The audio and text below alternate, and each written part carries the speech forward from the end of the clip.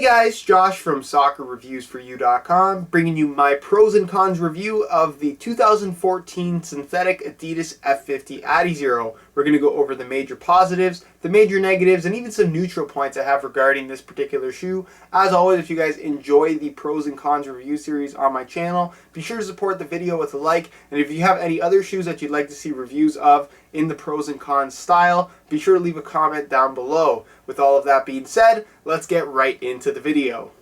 The synthetic F50 adizero for 2013 is miles better than any other synthetic F50 released to date.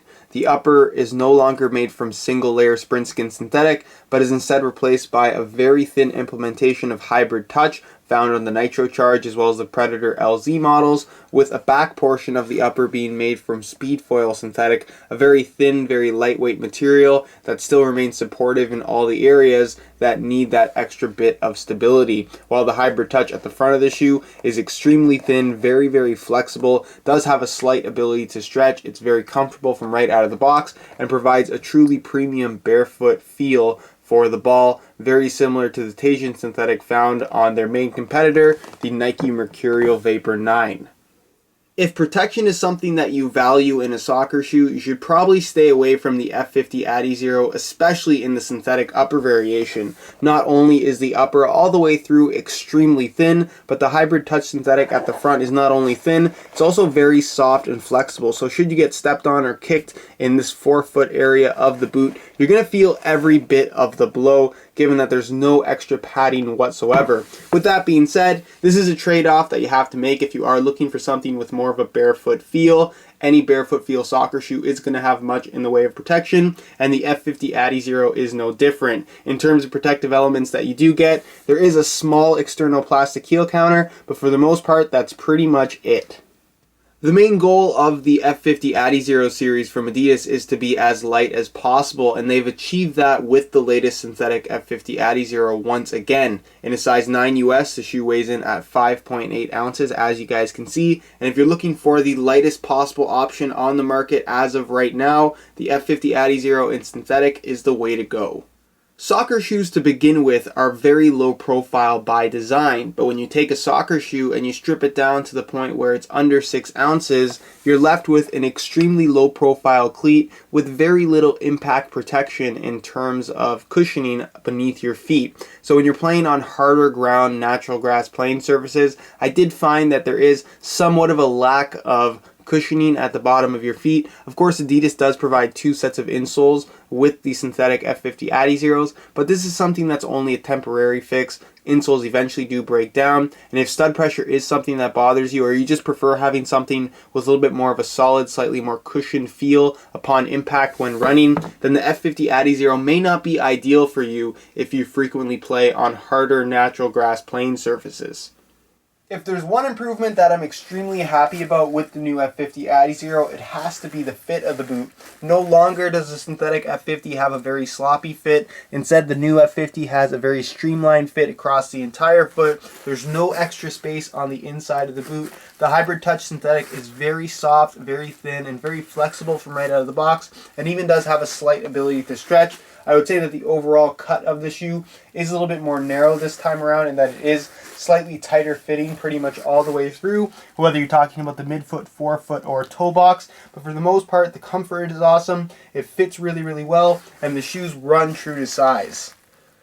Something that should always be taken into consideration when purchasing a pair of ultra lightweight soccer shoes is the durability. When you're talking about the F50 adizero, a shoe that has been stripped down to the point where it weighs less than 6 ounces, something has to be sacrificed in order to achieve such a lightweight construction, and generally durability is one of those things. You're dealing with less materials and thinner materials, which generally is not something that makes for a more durable shoe. I realize that this is expensive going at that $200 price point, but don't buy a pair of ultra lightweight soccer shoes, especially ones that are in the 5 ounce weight range, and expect them to last for years and years and years, especially if it's your only pair of shoes. While I personally haven't experienced any issues with durability and haven't really heard any horror stories with durability on the new F50 either, just know that if you do buy a pair of these and expect to use them as your primary pair of shoes day in, day out, have realistic expectations as far as how long they're actually going to last. And if you you want them to last a little bit longer, it may be worth it to invest in a pair of backup shoes. One of my personal favorite changes to the latest F50 adizero is the brand new stud pattern, which has been due for a very long time in my opinion. Gone is the all triangular stud pattern featured on pretty much every single F50 adizero until this latest model, which to be fair didn't perform badly. It just wasn't my own personal cup of tea in terms of what I like in the feel of a stud pattern and how it should actually perform. And you can see that Adidas has replaced the 4-foot stud pattern with a more bladed style stud. They're still triangular in shape as you can see, but they have a much narrower profile and longer edges, so they penetrate the ground more easily. And because they're all positioned at different angles, you have all of your push-off points covered very, very well, providing optimal grip in pretty much any direction that you push off. It also does a good job of allowing you to stop more quickly just due to the angles of the stud on this particular stud pattern. You can see that the studs in the heel have remained the same, which doesn't change up the overall feel of the stud pattern all that much. Still have nice stability under your heel. And I also like this really small little toe pick they have right at the tip of the toe. It's something that we're seeing a lot of companies implement on their stud patterns now. It's not really something you're going to notice right away when wearing the shoes, but even if it stops you from slipping even one time, it's worth having there in that it adds very little extra bulk to the sole plate itself. One other minor change that I thought was worth mentioning is that the sprint frame design has been reverted back to the rounded style of heel counter as opposed to the more geometric pattern that we've seen on the last couple of models. Nonetheless, in terms of traction, I still feel that the latest traction pattern that they have on the new adizero is significantly improved over the previous models. Alright guys, that's it for my review of the Adidas F50 adizero in synthetic. I have to say that I am really impressed with what Adidas has done this time around. I think that all in all, this is the best barefoot style playing experience, not only in that the upper is extremely high quality, but it's also the lightest shoe currently out there on the market. So if you're looking for a combination of ultra thin upper, extremely lightweight feel, great traction, and overall good comfort, the latest synthetic F50 adizero is definitely the way to go. Now, if you guys are looking for more information on the overall performance, be sure to refer to the full written review linked in the description on the review page of my website. On that same review page, you're also going to find buy it now links with the best prices online, including exclusive SR4U coupon codes to get yourself some additional discounts if you are interested in ordering a pair of these for yourself.